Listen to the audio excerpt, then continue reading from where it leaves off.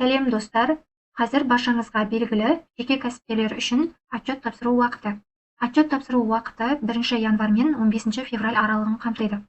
Осы уақыт аралығында отчетымды тапсыра алмаймын немесе кейін тапсырсам бола ма деген сұрақтар туындайды.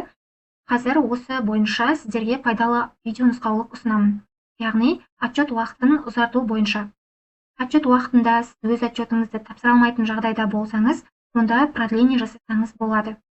Ол үшін біз кабинетке СП ключпен кіреміз және де налоговый заявление бөліміне барамыз. Осында продление предоставления налоговой отчетности бөлімін таңдаймыз. Келесі қажетті ұяшықтарды толықтырамыз. Үшінші жолаққа біз 212-ге галочка қоямыз.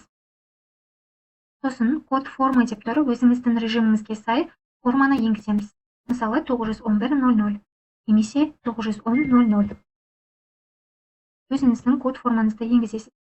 В вариантында налоговый период, бұл жерде квартал болуы мүмкін, месяц болуы мүмкін, полугодие болуы мүмкін. Сіз өзіңіз қай жарты жылдықты ұзартып жатырсыз және қай жыл екенін осында енгізесіз.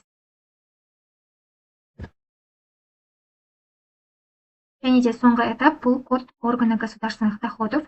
Бұл жерге біз жеке кәсіпкерліктің тіркелген ауданын көрсетеміз.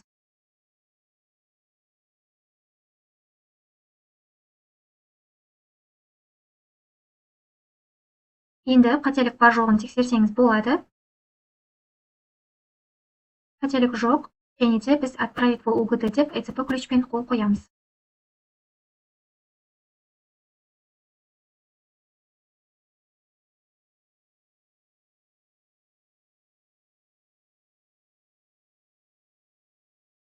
Қол қойып болғаннан соң біз бұл уведомлениені налоговый заявление бөлімінен қараймыз.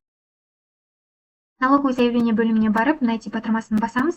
Біз жіберген продление мұнда тұрады. Статусқа мән береміз және де действие деген жерден өзіміздің уведомлениені жүктейміз. Ашып қараймыз уведомлениені. Осы жерде толықтай сіздерде қай уақытқа дейін отчет уақыты ұзартылғандығы туралы мәлімет көрсетіледі.